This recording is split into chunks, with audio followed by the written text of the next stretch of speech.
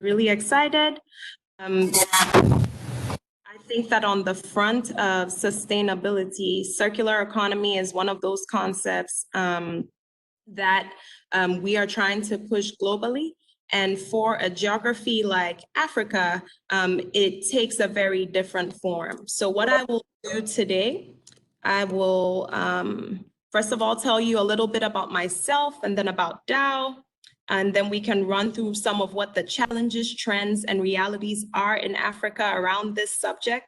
I'll talk to you about DAO-specific plastic strategy and dive a little bit into the role of business and society and make a mini call to action to all of you on the line today. So my name is Adwoa Coleman, as said before. I work in the sustainability space for Dow, specifically around our packaging and specialty plastics portfolio. My background is in chemical engineering, and I've worked for Dow for the past 6 years in West Africa, in Southern Africa, and now covering all of Africa for my role as well.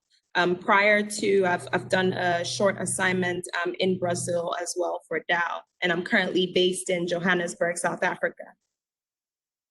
Okay, so I'm sure a lot of you know or have heard of Dow within the material science space. We are one of the biggest material science companies in the world. I won't run through the numbers around our revenue, but what I will mention is that we have 113 manufacturing sites globally in 31 different countries, and we currently sell into or serve 160 countries.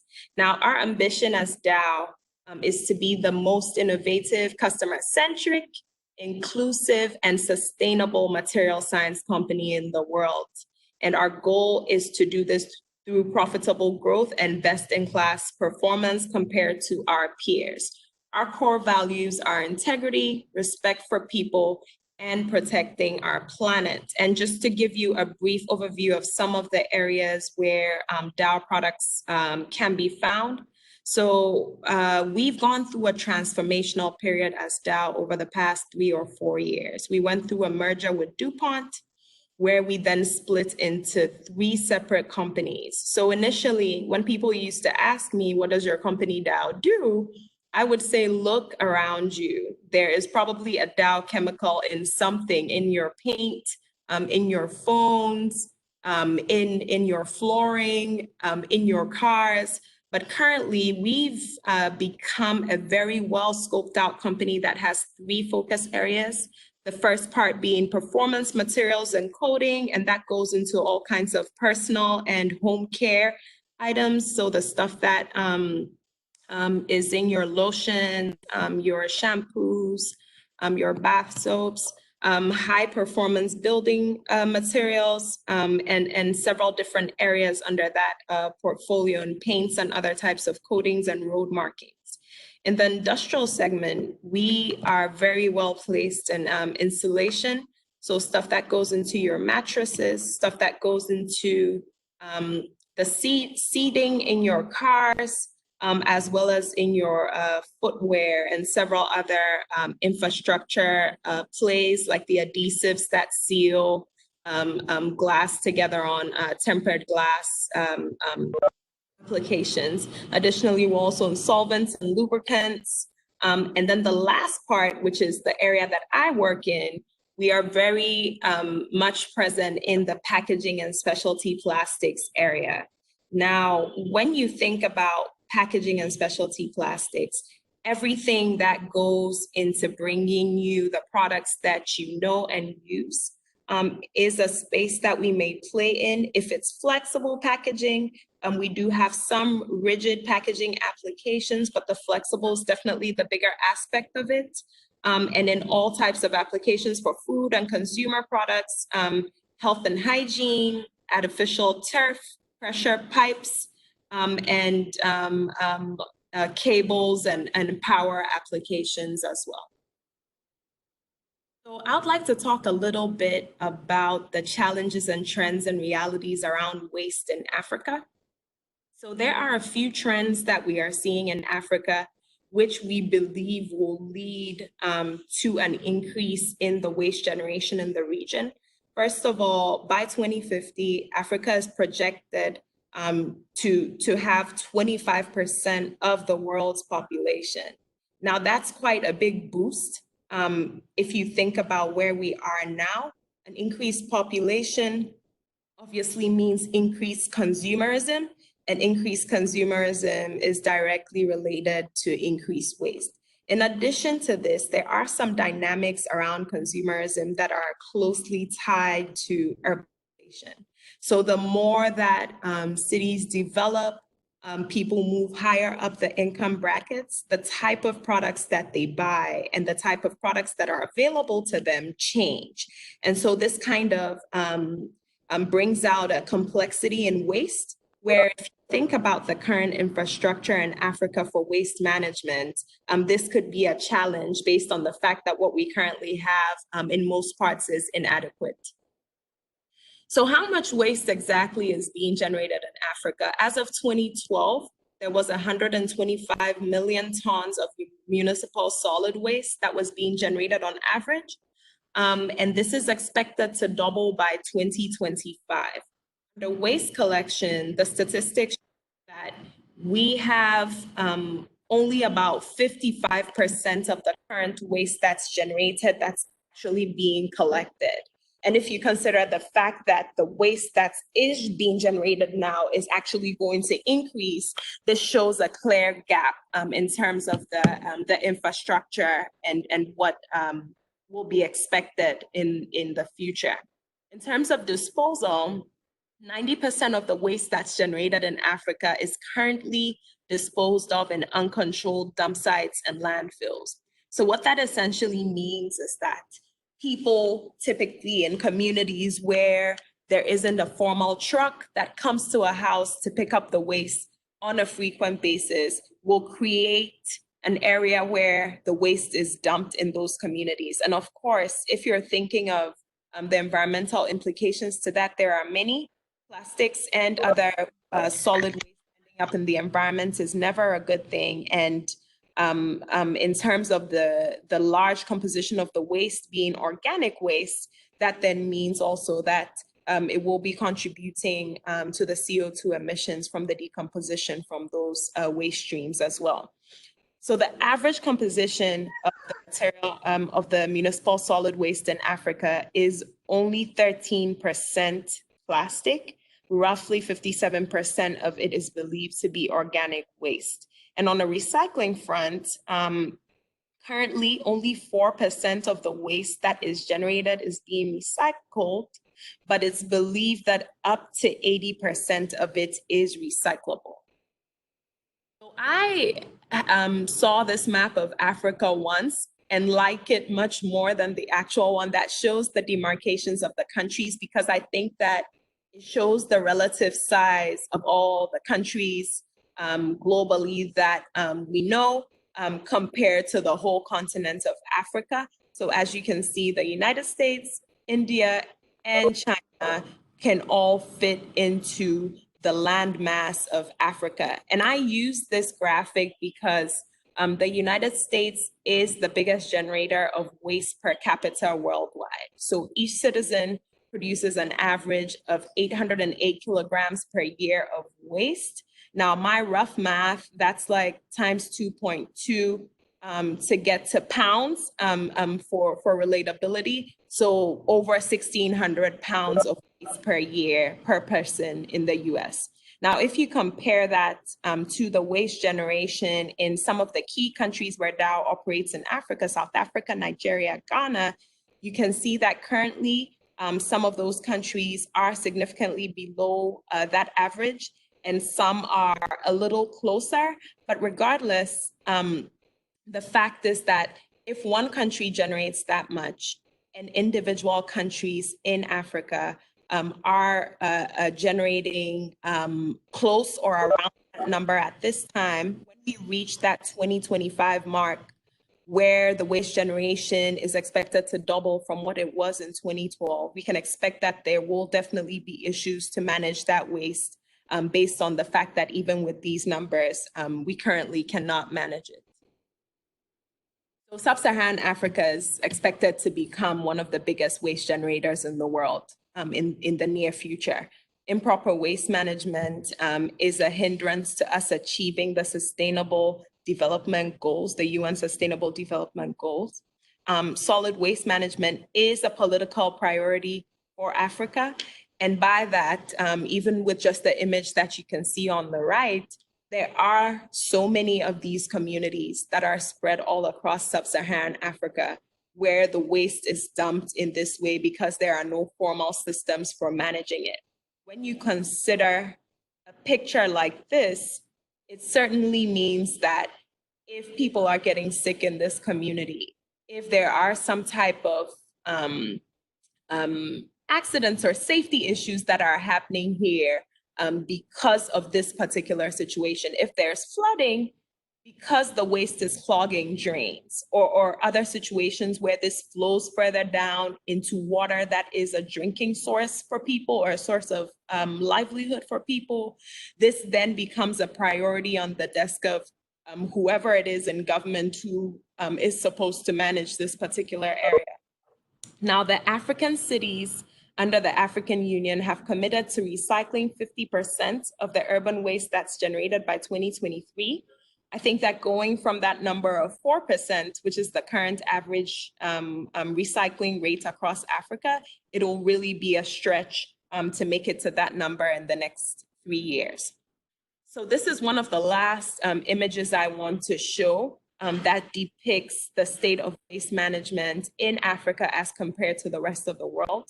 I know that many of you across social media and in studies around municipal solid waste or waste in general have seen lots of pictures about Southeast Asia and the situation there. Southeast Asia currently has 75% of its waste that's in open dumping. And that's the situation I described earlier, where communities create dumps that are informal to manage the waste because there's no formal service to pick it up. And if you look at Africa, Africa is only 6% away from 75%. And that speaks volumes to me because it essentially means that as much as we have tagged the situation in Southeast Asia as critical, we may be the next Southeast Asia if we don't get proactive about dealing with our issues around solid waste. This last part simply talks about some of the things that are happening in Africa because of bad waste management. Of course, marine litter is a bit. You saw that mound of waste that was right next to a water body. This essentially means that wherever that river flows, it will carry some of that waste along and go through all the estuaries to finally end up in the ocean or in a larger water body. There is a lot of disease, flooding, and environmental pollution as a result of the bad waste management. As I mentioned also before, greenhouse gases and leachate from informal dump sites going down into the soil and the groundwater are a very big risk. Human health, sanitation is very close to food and waterborne diseases. And so the need to have a clean environment doesn't just border on aesthetics or the larger environmental issues. It also has a direct relation to the health of the people.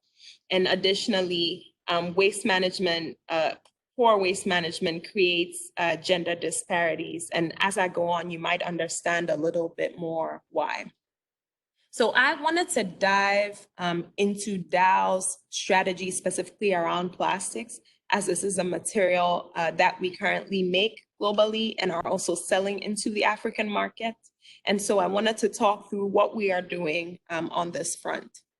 We have a three-pronged strategy.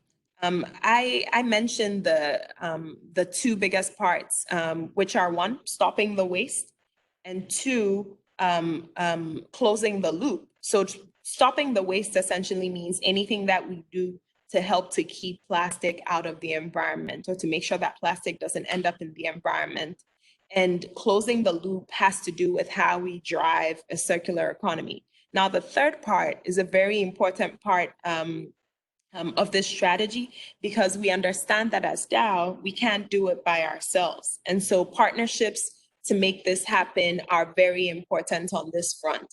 Our goal as a whole for Africa aligned to this strategy is to advance and advocate for circular economy solutions in accordance with the realities of the African market via business and economic development. And how I'll sum that quickly is that not everything within formal solid waste management that works in developed countries can easily work here because of some of the factors around the African waste management space. But what we do realize is that people tie waste and environmental issues very closely to socioeconomic development. And so if we are able to tie what we do to enhancing the lives of people, then it makes it easy for them to pick up and embrace these principles that we are trying to promote. So the first part around delivering circular economy solutions or closing the loop has 5 parts to that strategy. The first one being designing for recyclability, the second, mechanical recycling and product development, 3, feedstock recycling solutions, 4, innovative and new business models, and 5, bridging solutions. So designing for recyclability is one of those parts of the circular economy wheel, which is very important, because if you think about the recycling market, if something needs to be recycled, it needs to be designed right from the beginning so it's recyclable. And so Dow partners with brand owners and our customers who are called converters, who take our raw material and turn it into the packaging for the brand owners to make sure the packaging promotes recycling right from its design. So this picture we use here is the finished Powerball, which is the same type of dishwashing detergent that I use. And we worked with them to be able to create this 100% recyclable pouch.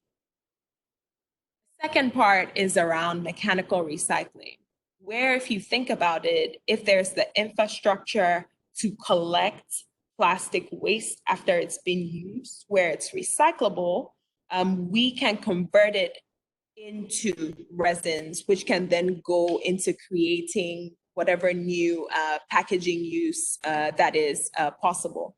And so we last year made an announcement where we created a new Dow resin grade. And when I say resins, I mean the raw material for making plastic packaging. We announced a new resin grade that has 70% recycled content in it.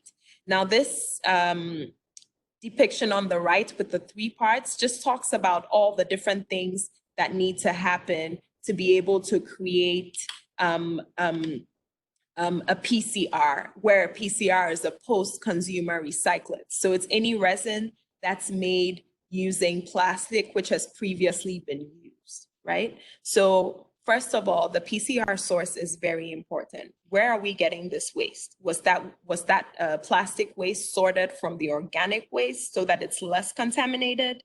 How easy is it to process that particular waste stream and turn it back into pellets, which can be mixed with some virgin pellets to create a new grade? What is the technical capability? So in terms of the market where we're trying to create this, is there equipment to be able to mix the plastic waste resins with the virgin resins? Is there the material science capability to make sure that the formulation can still act or give the properties that you require of the packaging that you're making? And lastly, on the application development front, when you're creating a resin, you think of what its use is going to be right from making it.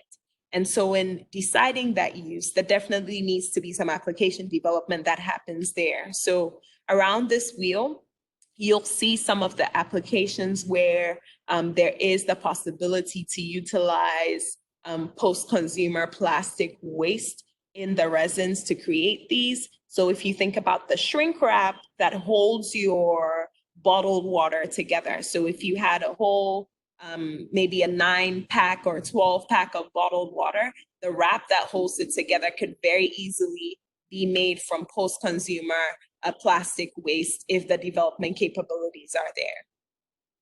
Now, 3, on feedstock recycling is another way to utilize plastic waste in creating new plastic resins. However, this part involves taking it all the way down to its base chemicals. So what did plastic start out as? It started out as some type of petrochemical derivative. So breaking it down chemically to go back to that derivative, and for now, this base feedstock that we use is called naphtha. Breaking that down chemically to take it back to naphtha that we can feed into our equipment to create new plastics is something that we've been actively working on. So Dow formed a partnership with a company called Phoenix, where we converted plastic waste to pyrolysis, via pyrolysis into the naphtha feedstock, which we then fed into our machines versus using virgin naphtha from petrochemical sources to create a new plastic. The fourth part is around the innovation and business models. And so one part of feedstock of using plastic feedstocks is figuring out if there are alternatives outside of the petrochemical sources which can be used. And this is a project where Dow worked with a company called UPM to create bio-naphtha. So I mentioned before that naphtha is the base chemical that we use to make our plastic. And this particular source of naphtha was a byproduct from paper making, which was an oil which was naturally produced as part of paper making, which they were either discarding or burning, which this company was able to convert to naphtha, which we then fed into our crackers to create plastic. Additionally, this has the environmental benefit of 57% less CO2 emissions. Now, this last part I find very fascinating because when people typically talk about circular economy, they think bottle to bottle. They think something going directly back to what it was in the beginning to close the loop. However, in markets, especially in developing markets, there is an opportunity to consider other end uses because of the lack of technology or infrastructure to get it all the way back to its base materials. And so Dow is supporting these alternative end uses. And in these pictures, you will see the planks. Those planks are 100% plastic waste that's been extruded into planks, which behave very much like wood and can be used in constructing furniture, used as baseboards, flooring, etc. Another thing which we've considered is other infrastructure uses like bricks and pavers. So the picture immediately to the right of these planks is plastic bricks, where plastic was mixed with crushed glass or sand to create a brick that was very durable and could be used in the construction space. Underneath that, you'll see a tank and a person filling a gallon with fuel. This is directly the conversion of plastic waste to diesel grade fuel, which was then used in the collection trucks that pick up the recyclable waste. And then to the left of that is plastic roads technology, where plastic has been used to substitute some of the road construction materials, which also are polymers, to construct roads. So keeping plastics out of the environment is the second pillar of our strategy. And around that, we have education and awareness, cleanup campaigns, and a special project that we have in Africa called Project Butterfly. So around education and awareness, we understand that the next generation of African kids need to be more environmentally aware. And so we partner with nonprofits and social enterprises across the region to scale up school recycling programs. We so far have impacted 260,000 kids in 2 countries via these recycling programs. So how they work, we set up recycling infrastructure or sorting infrastructure in the schools that we engage. The kids learn to put the different waste streams in the different bins, and additionally gain knowledge around recycling and environmental awareness issues. And then we engage collection partners to pick up those different waste streams and ensure that they end up in recycling end uses. Now, cleanup campaigns are one of those where I know there are several people who are naysayers about this. They think that this looks more like publicity, but what I've come to realize is, everyone is talking about ways to mitigate the current issue, how to make sure plastic no longer ends up in the environment. But what about the stuff that's already there? And what about the communities that are still managing their waste inappropriately and it keeps ending up in the environment? So Dow launched a signature cleanup called Pulling Our Weight, hashtag Pulling Our Weight. And every year around May, running through till the end of the year, we challenge each and every employee to pick up their weight in plastic. And this is not the physical weight, but the average amount that each person generates on a daily basis, which is around that 2.2 kilograms or a little over 4 pounds that I mentioned in one of the previous slides. So to date, we've had over 10,000 volunteers, 124 cleanups globally, and over 131,000 pounds of waste that have been recovered through these cleanups and also put into end uses. Now, Project Butterfly is one of those where it started off as a cleanup and has slowly evolved into a project that allows us to go into communities and engage them on proper waste management. So all of the community members, as well as organizations and the government, get involved in participating in the cleanups. And what we try to do is to leave behind some type of project or infrastructure that helps them to continue along the path that we've set them on. And so 1,200 participants have been on this program so far. 9,700 pounds of waste have been collected, and it's been done in 6 different African countries to date. So impact through partnerships is that third part that really closes it all out in terms of what we are doing. This is where we look at the value chain engagement, partner with social enterprises, government and trade associations to make our projects happen, and also look at civic and employee engagement. So this value chain, which is set out here, is essentially how Dow looks at the projects that we do. We essentially, if you see at that part of the wheel where we have production and design, this is where our core focus area is. This is where we understand and know how to play. But we've realized over the years that we can't keep engaging just in the space where we are comfortable. We understand our production systems and understand how to work with brands to create recyclable packaging. But what about the end of life or the life cycle of the products that get created from our resins? And so this wheel helps us to think through what we need to do at each stage. So the first part under production, under our own responsibility and housekeeping, at the end of 2019, all of the Dow sites that produce plastic were certified Operation Clean Sweep approved. And this essentially means that Dow commits to not lose a single plastic pellet or resin throughout our manufacturing process. And where we do, we commit to reporting it in our sustainability reports. The second part around design, which I touched on around our circular economy strategy, shows that we are working with brand owners to make their packaging recyclable right from the start.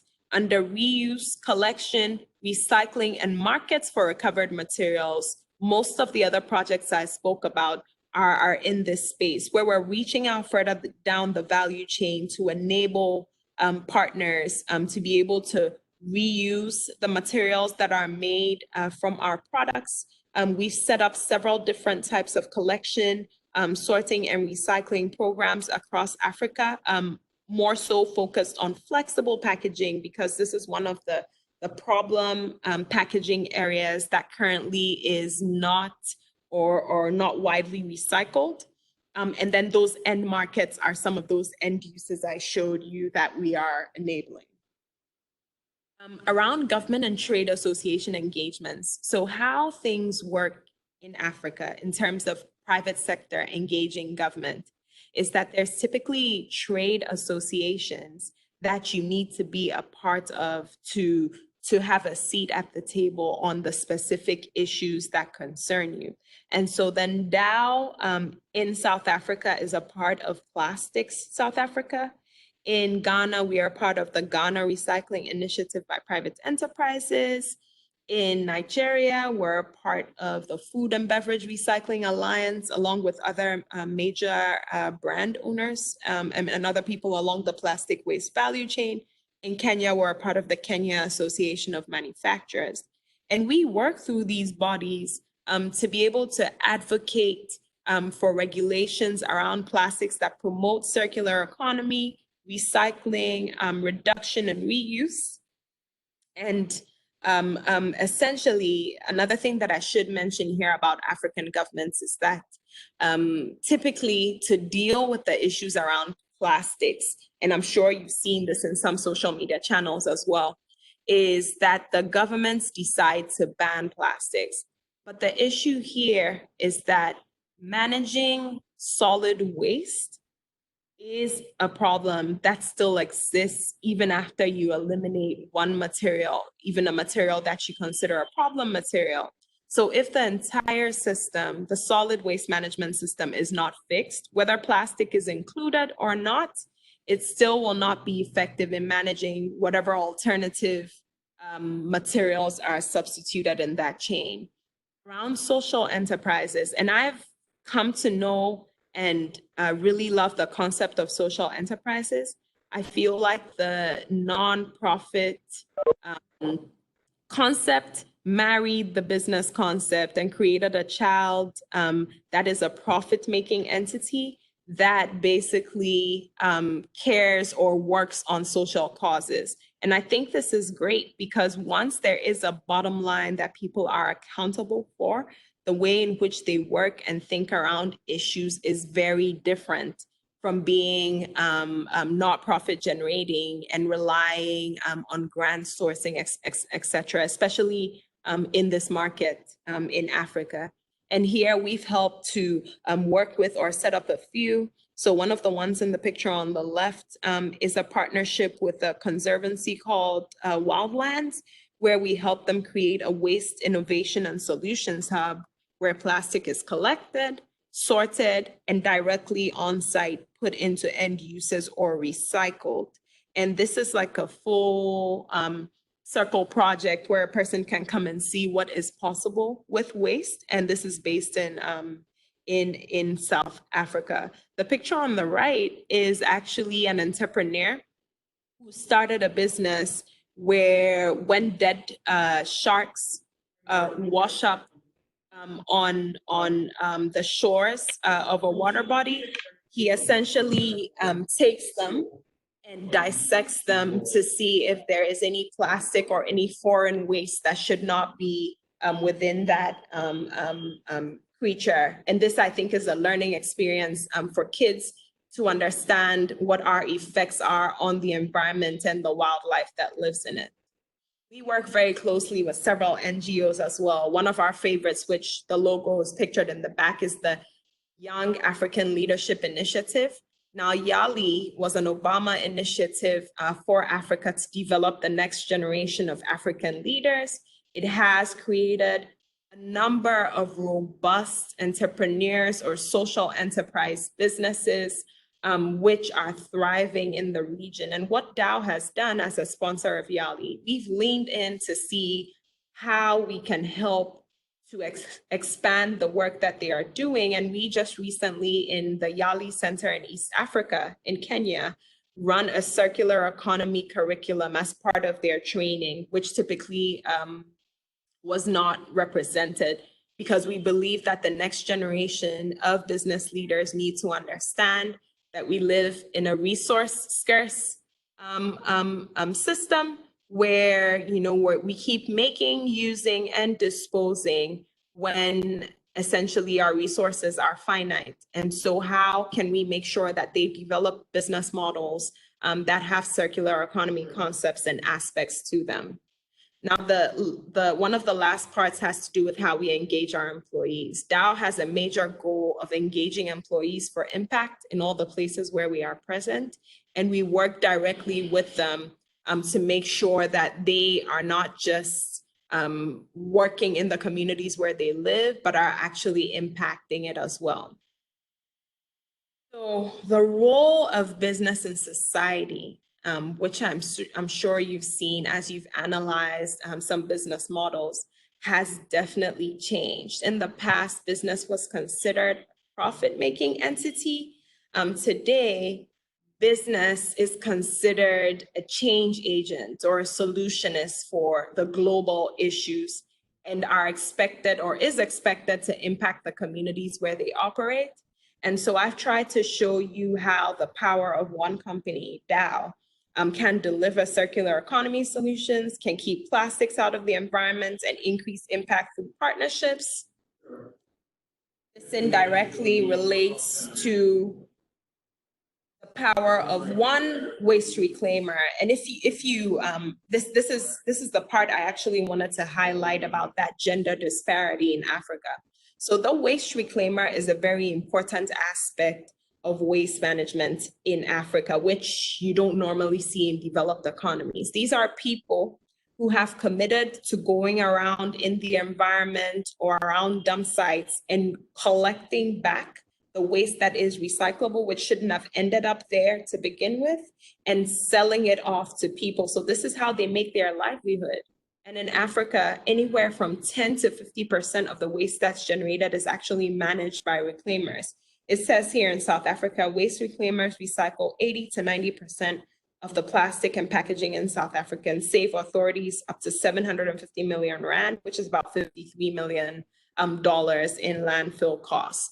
These reclaimers are very typically women who then sell off to middlemen who sell off to the off-takers who use them in the recycling operations. And through some of the work that we are doing, we're helping them connect them directly to these recyclers to be able to increase, better their socioeconomic factors.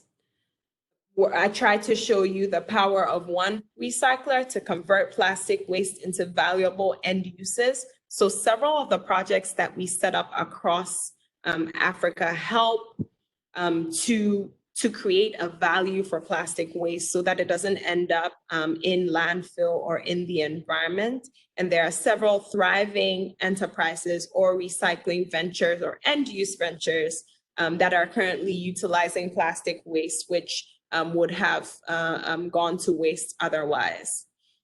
The last part has to do with the power of one consumer to recognize the value in materials that were previously considered waste. So we like to think of plastic and other recyclable materials that were previously considered as waste as a resource. And by creating those end uses and those enterprises and opportunities, we help to basically buttress that concept and help people understand that right from their homes, if they're able to separate the waste into the different streams, it could end up in a recycling or an end use. So my call of action to you is to say, what will you do to help forward this space? One small action can have a huge impact on the communities and the continent as a whole, which can also catalyze further action that will have a long-term impact on Africa's journey to circularity. So that's it for my presentation. Thank you so much for your time and attention. I don't see any questions in the chat yet, but hopefully you wanted to ask them verbally. Does anyone have any questions or comments for me?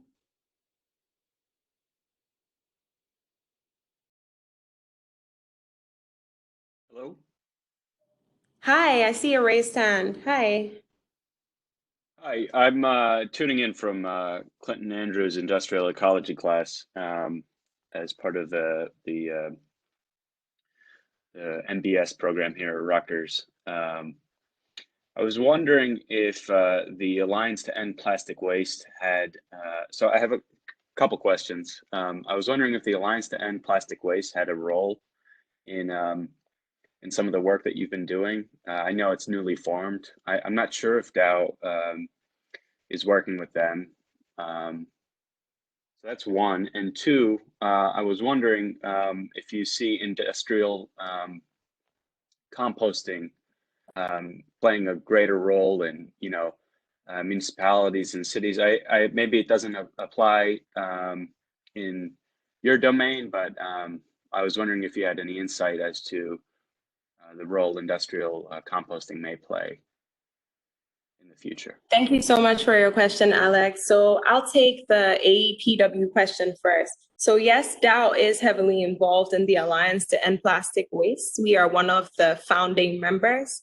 We committed $12 million every year for the next 5 years to help the Alliance achieve its goals.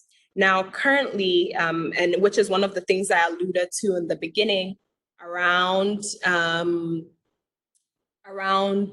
the focus on Southeast Asia, is that the Alliance projects which have been approved and are in the pipeline have typically focused on Southeast Asia because that's where the issue has been deemed to be most critical.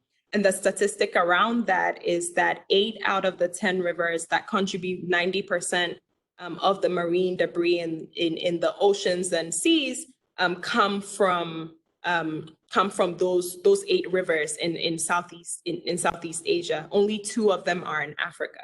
So that being said, as part of my job, I'm helping to scope out a project for the Alliance for Africa, which can help to also bring some of the attention here, because as I showed, we're at 69% open dumping. Southeast Asia is at 75%. The gap isn't very large. We're very close second to what the Alliance is seeing on the ground there. And they're very much committed to making projects happen here, similar to what they're doing in Southeast Asia. Now, on industrial composting, there is a huge opportunity for this in the African market. The only thing that I would say is that whatever those facilities look like here, they will need to be on a much smaller scale, because one of the huge factors around waste and waste management here, and maybe all over the world as well, is that the transportation costs or the logistics alone can sink the business model, right? So this industrial composting unit would have to be more on a modular basis, where each community can have a unit like that, which maybe could be managed by the same company, but the closer the facility is to the source of waste, the more likely that the business model will work out. But as you saw, 57 to about 70% of the organic waste, of the waste composition in most developing countries in Africa is organic waste. That's a huge dream and obviously a huge opportunity as well. I hope I was able to address your questions. Yes, thank you. Perfect. You're welcome. So I see a few more questions in the chat. I'll address them. How many times can plastic be recycled? So Christina, thank you for your question. And this is one that I've had as well to our teams. On a technical basis, every time that you recycle plastic, and that could be mechanical or chemical, well, actually mechanical more so than chemical.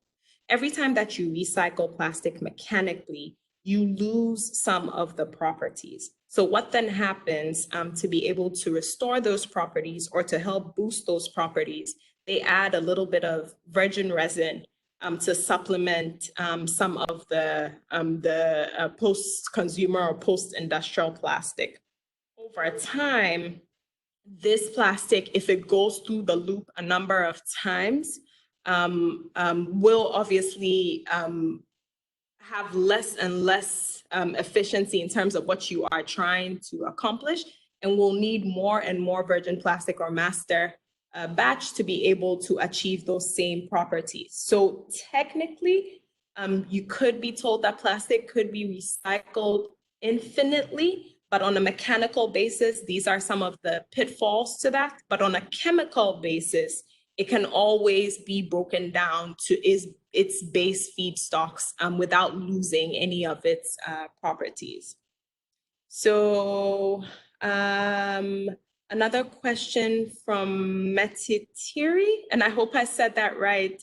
How can we connect with you to talk more about this topic? I'm from the public health space, and this is an area I'm looking to get more involved in.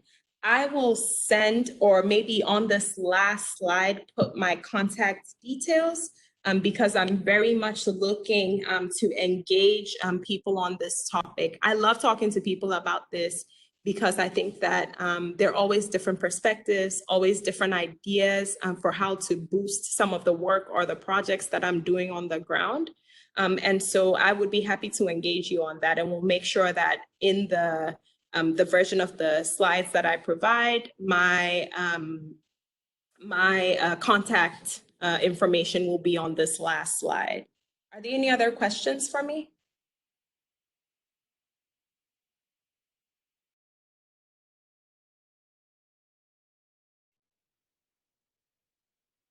Okay, Danielle, if you're on the line, I think that is end. I have a question for you. I think in saying that everyone here is interested in getting into sustainability in their future careers, but it's not always easy to breach into that space. What would you recommend to the students and everyone on this call? What would you recommend for them to get into sustainability in their future career? So I would definitely say that you might find opportunities to engage in sustainability in the most surprising contexts. Sustainability is a part of how to do business now, which several different industries cannot ignore. Even in the finance sector or in banking or commerce, I know that people are hiring sustainability professionals because of the new emerging concept of sustainable finance, right? How can you fund projects around sustainability so that they can actually be profit making models that can be continued? How do you embed circular economy as a part of business? All those concepts are becoming areas that are emerging in several different companies. So for me, a lot of times when people view my work in isolation and don't know that I work for Dow, they think that I work for a nonprofit or some type of environmental company. However, I work within a company that is a manufacturer that's trying to move towards a circular model. And so for my advice on that would be, first of all, I've come across several different types of sustainability buckets in companies, right? One way to get into it is to dive into the environmental health and safety space. A lot of the manufacturing companies embed their sustainability teams within that particular bucket for a level of technical expertise, but there also are companies that house it in their corporate affairs. So don't, I think that when people look at sustainability roles, they think of some type of traditional way that it happens or how it looks in a company, but don't discount some of the ways that it's embedded in several different companies that you wouldn't expect, right? So I think just be open-minded about where you work and using whatever your space is to be able to drive your principles on sustainability. Thank you. That's great information. You're welcome. And I think there is something else that came up in the chat. Someone said, last question, are there any risks associated with leaching into waterways when plastic is used in road infrastructure? So this is one of those where the life cycle assessments are currently being done. The projects that have been done around plastic roads are currently on a pilot basis, where the human health risk assessments as well as the environmental risks are being evaluated per these pilots. There is a school of thought that says that chips come off of roads all the time. How does this affect the environment in terms of microplastics? And these studies are still in the works around that particular technology. Someone said back in 2016, Saltwater Brewery created an E6PR, a new type of six-pack ring that's made of biodegradable materials that marine life can eat. They're made of wheat and barley, meaning that when the rings end up in the ocean or out in the world, animals can safely consume the packaging or it'll just break down. No harm caused to animals and no plastic clogging up the sea. Is Dow doing anything similar to use organics rather than petrochemicals to address plastics? Okay, so one of the applications or the alternative feedstocks that we're considering is what I showed you with the bio-based naphtha. Now that means that what goes into making the plastic comes from a bio-based source. That's very, very different from bioplastics. Bioplastics is exactly what you've described or defined otherwise in some other places, where the end material is bio and can degrade. Now, there are a lot of questions as to the efficacy of these types of technologies. When you look at comparing plastic for a particular application, so here the 6-ring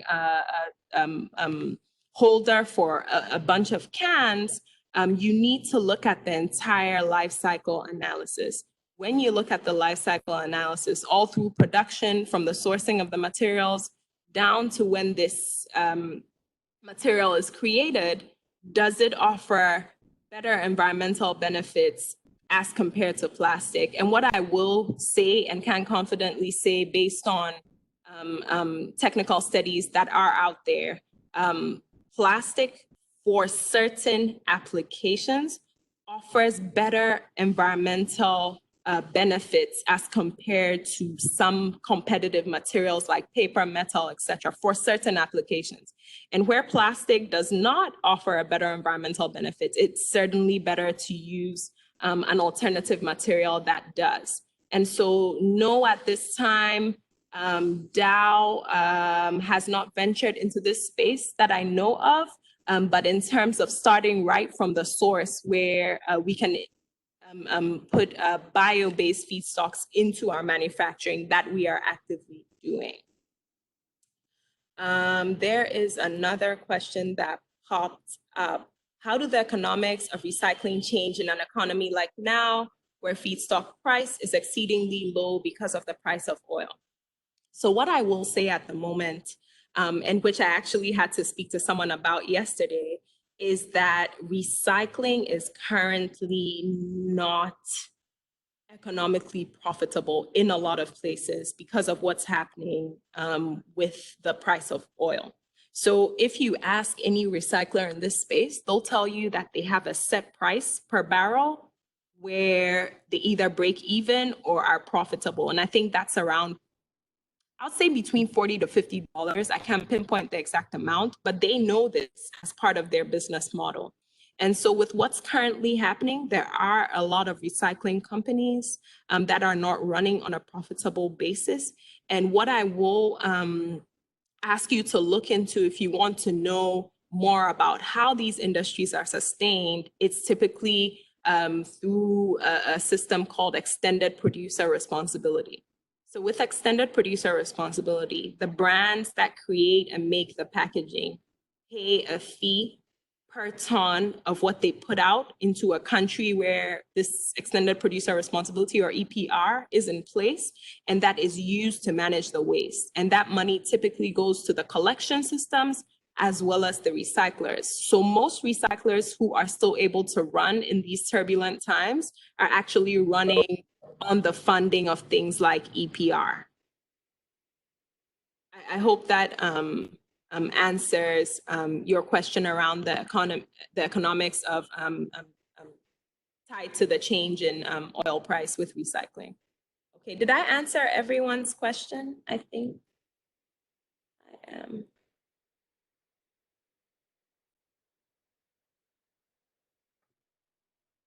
Okay, So I did cover it. Yep, hello.